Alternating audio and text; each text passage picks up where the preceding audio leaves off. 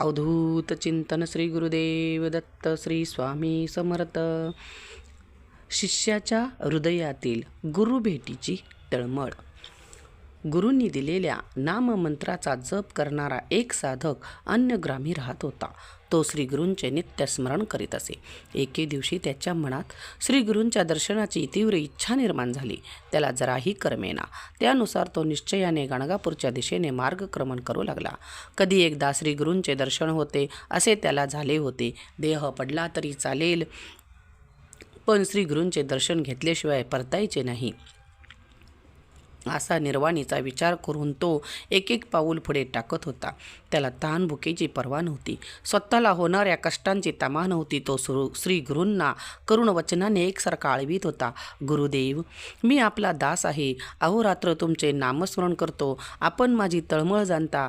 ज्यांच्या स्मरणाने समस्त दैन्यांचे निरसन होते, त्यात तुम्ही मला आज दर्शन दिले नाही तर तुमच्या महात्म्याला कमीपणा येईल. परिसाच्या स्पर्शाने लोखंडाचे सुवर्ण झाले नाही तर दोष कोणाचा? तुमच्या भेटीसाठी मी अत्यंत व्याकुळ झालो असताना तुम्ही माझ्यावर कृपा केली नाहीत तर मी कोठे जाऊ? वेद म्हणतात, गुरु हेच त्रिमूर्ती आहेत, भक्तांसाठी कृपा सिंधूच आहेत. कलियुगात ते नरसिंह सरस्वती या नावाने विख्यात होतील. अगम्य लीला दाखवून लोकांचा उद्धार करतील. हे गुरु, त्या वेदवचनांचा तू माझ्या बाबतीत खरे करून दाखव. त्याशिवाय माझा विश्वास कसा बसणार? ब्रह्मा, विष्णू, महेश या तिन्ही देवांचे गुण तुझ्या ठायी एकवटले आहेत. तू भक्तवत्सल, भक्ताभिमानी, भक्तरक्षक आणि भक्तांचा सहाय्यकर्ता आहेस. परम दयाळू आहेस. म्हणून माझी तुला अशी विनंती आहे की मला भावभक्ती माहीत नाही, माझे चित्तही स्थिर राहत नाही, तरीही मला वेगाने पाव. हे नरहरी, माता आपल्या बाळाला कधी टाकते का? नाही ना. मग तू ही माझ्या उपेक्षा करू नकोस. माझ्यासाठी माता, पिता, बंधू, मित्र, स्वकीय सर्व काही तूच आहेस. तूच माझी कुलदेवता, तूच सर्वस्व. माझ्या वंशात परंपरेने तुझीच सेवाभक्ती चालली आहे, म्हणून मीही तुझेच भजन करतो. हे गुरुदेवा, तू माझे कष्ट, माझे दैन्य हरण कर. तू तसे केले नाहीस तर तुला कृपा सिंधू कोण म्हणेल? तू विश्वाचे पालन करतोस. देवांचाही तूच समर्थ दाता आहेस असे पुराणे सांगतात. मग माझ्या मणीचे दुःख तुला कळत कसं नसेल? अरे तान्या बाळाला काय हवं हे त्याच्या आईला तात्काळ कळते. मग मला काय हवं आहे हे तुला समजत नसेल का?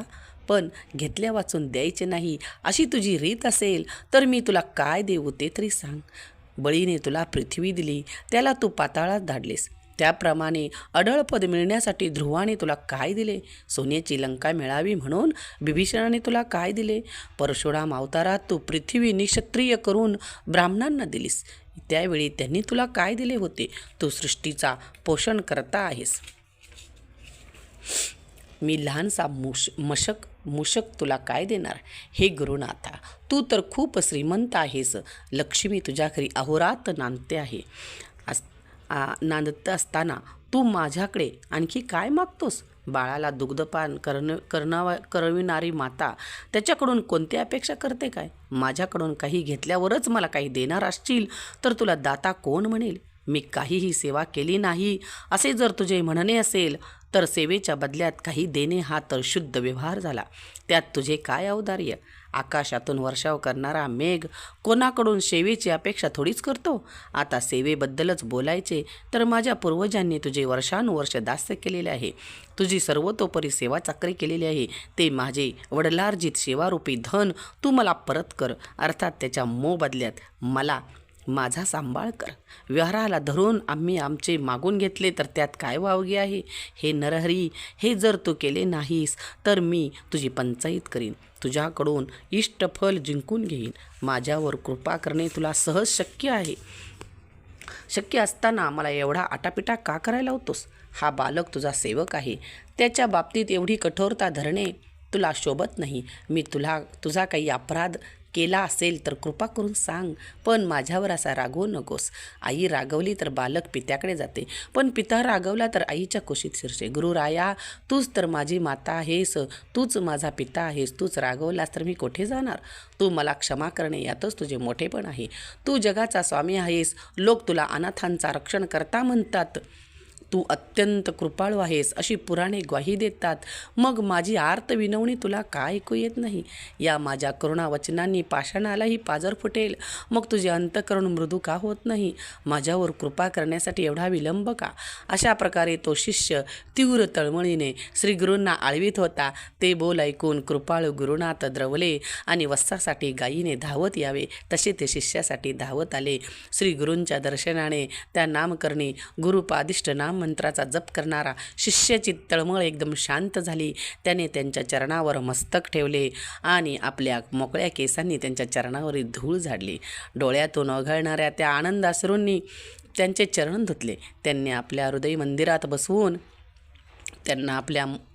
मंदिरात बसवून त्यांची षडोपचारी पूजा केली.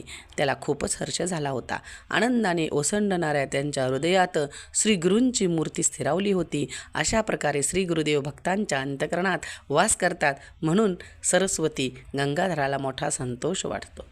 श्री अवधूत चिंतन श्री गुरुदेव दत्त श्री स्वामी समर्थ महाराज की जय. ओम नमः शिवाय.